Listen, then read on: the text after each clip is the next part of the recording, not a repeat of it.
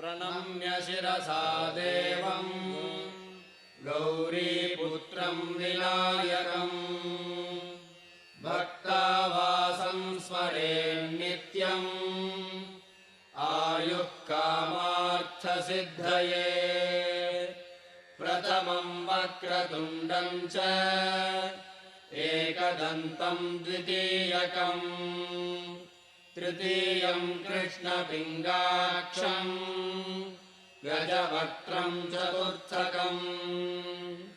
लम्बोदरम् पञ्चमम् च षष्ठम् विकटमेव च